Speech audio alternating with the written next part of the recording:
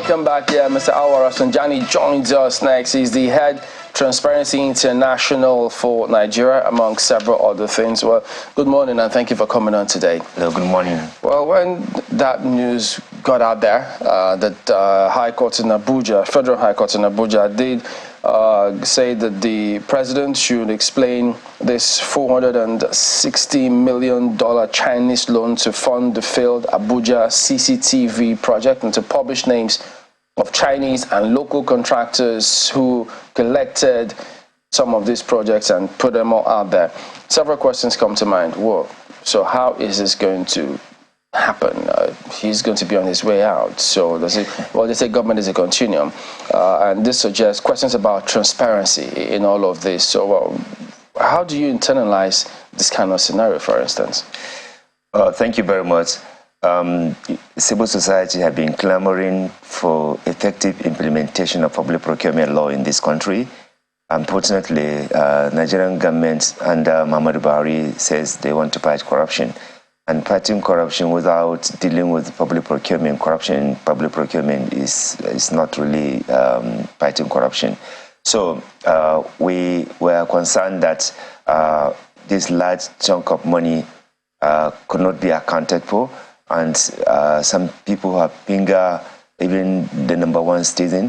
And that is why we have always cautioned that certain things should not be done directly by the #1 citizen, the president.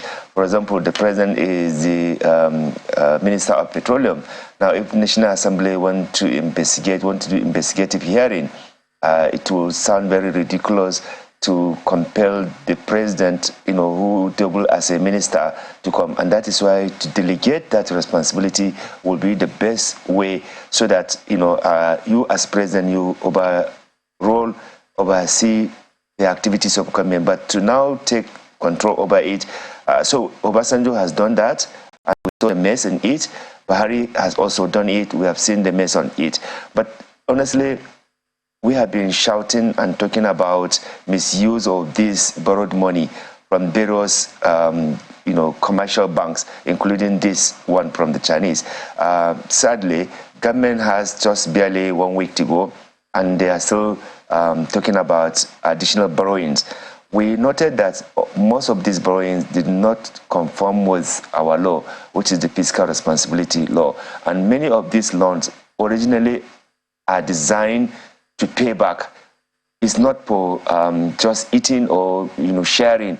But what we see with so many of these loans that have been collected is to finance fraudulent activities. For example, you borrow money to finance 7 trillion. Last year, we spent 7 trillion financing subsidy fraud, because there's nothing like subsidy to Nigerian people.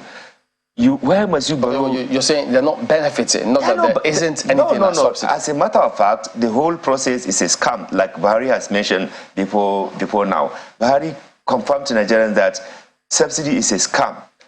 Go and check before he became the president. But now he's not of that same view now. The worst part of it is that he pays, under his regime, we paid more subsidy fraud than ever before.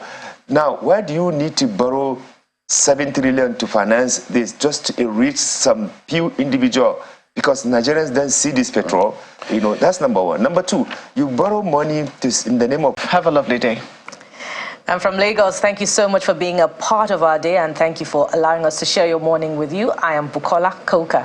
Well, Children's Day is just right ahead, and inauguration will follow sometime. I'm Aya Makinde. Have a wonderful rest of your day.